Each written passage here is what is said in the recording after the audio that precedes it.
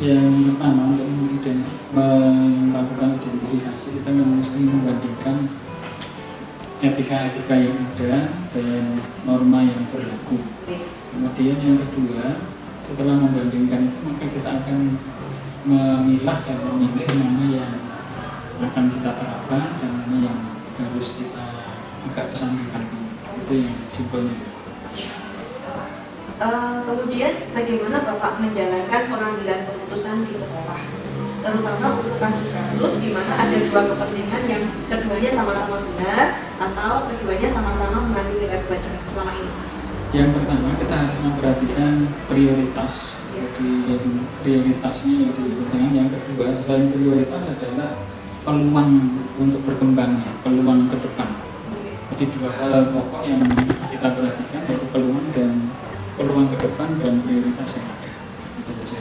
Kemudian berikutnya kira-kira langkah-langkah atau prosedur yang seperti apa yang biasa Bapak lakukan selama ini? Ya, langkahnya adalah yang pertama, karena dua nilai itu sama-sama baiknya, maka kita akan pertimbangkan dengan pertimbangan dua hal tadi.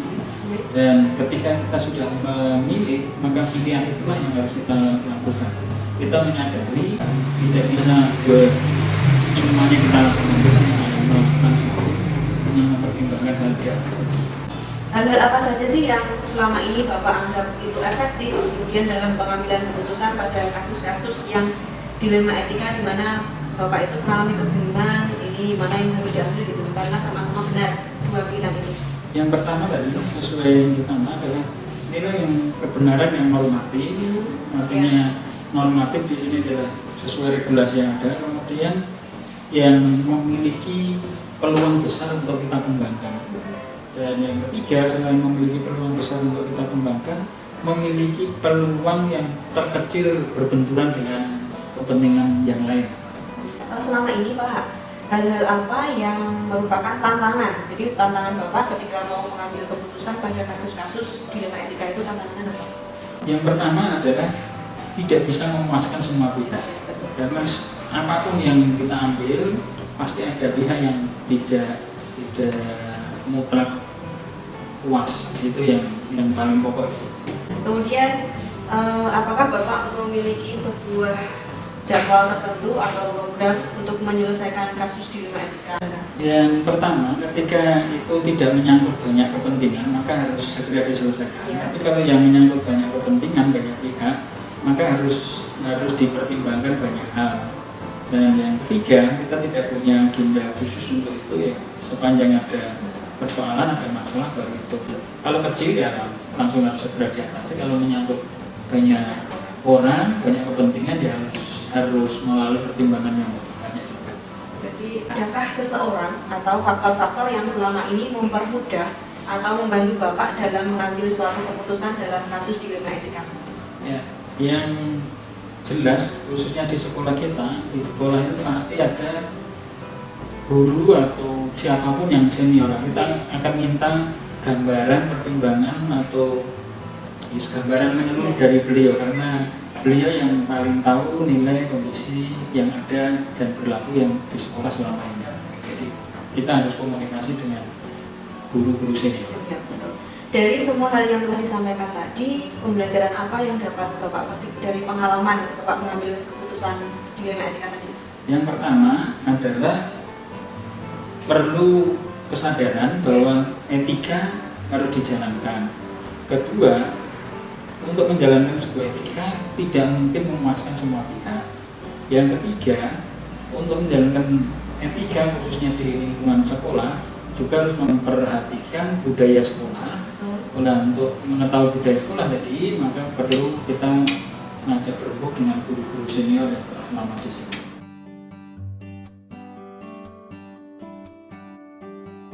Pertanyaan pertama Bapak, selama ini bagaimana Bapak dapat mengidentifikasi kasus-kasus yang dimana kasus tersebut merupakan dilema etika atau tujuan moral? Terima kasih.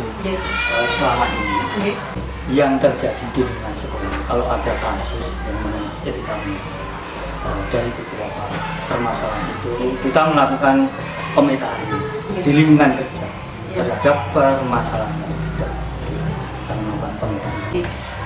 Kemudian selama ini bagaimana Bapak menjalankan pengambilan keputusan di sekolah? Terutama untuk kasus-kasus di mana ada dua kepentingan itu yang sama-sama benar atau sama-sama mengandung nilai kebaikan. Dan yang pertama yaitu kita mencari akar permasalahan. Mencari akar Iya, permasalahan. yaitu mendalami akar permasalahan dari kasus tersebut. Lalu kita mencari informasi dari kedua belah pihak. Setelah itu kita menyelesaikan permasalahan, yaitu melakukan kebijakan yang sifatnya tidak merugikan bagi kedua belah pihak dalam kasus tersebut dengan melibatkan semua yang terlibat.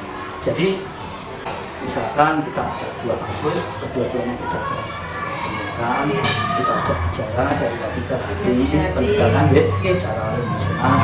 Jadi supaya nanti jangan sampai terjadi sesuatu. Jadi kita antara dari individu dulu, kita datang ke jenengan, ya permasalahannya apa? Mungkin kan permasalahan, dia menyampaikan kita kesimpulan, kita mengambil kebijakan sendiri, jangan sampai kedua-duanya nanti merasa ya, sehingga bisa menerima dalam penyelesaian itu, sehingga suasana ini menjadi kasus ini bisa terselesaikan. Langkah-langkah atau prosedur seperti apa yang biasa Bapak lakukan selama ini?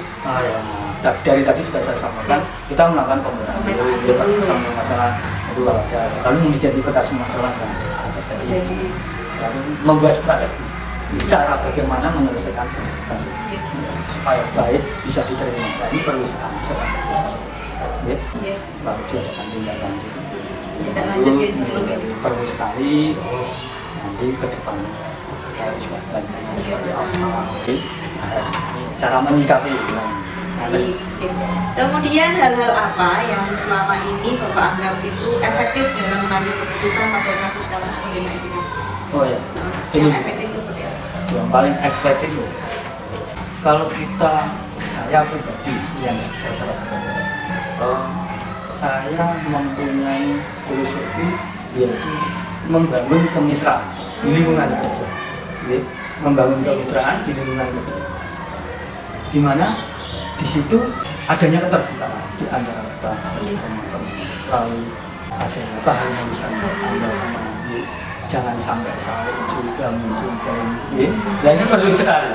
Kalau prinsip-prinsip hal sederhana ini kelihatannya sederhana, tapi itu kalau ini terjadi luar biasa pengaruhnya. Ya kita terbuka benar. Seorang kepala sekolah itu harus konsultasi. Kita bisa bekerja tanpa itu yang saya alami selama ini. Alhamdulillah membangun kemitraan di sekolah ini terjadi. Hal-hal apa saja yang selama ini menjadi tantangan dalam Bapak mengambil keputusan pada kasus-kasus dilema etika tersebut? Tantangannya? Kebalikannya tadi. Kalau kita sudah tidak ada keterbukaan di antara teman, jelas kita menjadi tantangan kita untuk membangun suatu komunikasi yang baik. Tidak adanya keharmonisan di antara teman juga. Berikutnya, apakah Bapak ini memiliki jadwal tertentu atau program untuk menyelesaikan kasus dilema etika? Begini, kami setiap seminggu sekali kami tanyakan kepada teman-teman permasalahan orang yang ada terkait dengan siswa dengan teman nah, kami memintakan itu. Kalau masalah terjadwal, kami tidak ada melakukan jadwal. Yang jelas kalau ada permasalahan yang krusial, yang mendasar, langsung kita selesaikan. Kita ajak misalnya bersama-sama yang terkait mesti. Dan ini kalau di sini sekolah masalah sekolah ya kita tidak ada jadwal. Langsung kita selesaikan aja. Baik, berikutnya adakah seseorang atau faktor-faktor apa yang selama ini mempermudah Bapak untuk membantu dalam mengambil keputusan dalam kasus-kasus tadi? Tergantung kasusnya, tergantung kasusnya. Kalau kita kasusnya hanya di lingkungan sekolah misalkan, kita teman, guru, ya kita mestinya didampingi teman, kita ajak dialog bersama. Artinya yang terkait, Pak. Kalau kasusnya menyangkut kelembagaan yang lain, kita melibatkan lembaga. Kalau menyangkut dengan kedinasan, kita perlu atasan ya kita. Kalau dengan orang tua murid, nanti menurut orang tua murid lewat itu kita. Nah ini supaya ada masukan dari mereka itu terhadap kita untuk menyelesaikan permasalahan yang terjadi. Baik, terakhir Bapak, Ya. Dari semua hal yang telah disampaikan tadi, pembelajaran apa yang dapat Bapak petik dari pengalaman Bapak mengambil keputusan di Lima Etika? Terima kasih. Selama ini kami mulai jadi guru, sekarang menjadi seorang kepala sekolah, diajari seorang guru saya. Jadi bahwasanya kalau bisa besok kamu menjadi seorang yang dituakan di suatu lembaga, kamu harus bisa membangun kebersamaan di lingkungan. Iya, kemitraan tadi itu membangun kemitraan di lingkungan supaya semuanya menjadi nyaman, aman, menyenangkan bagi berpihak, bagi lingkungan sekitar. Itu Mbak.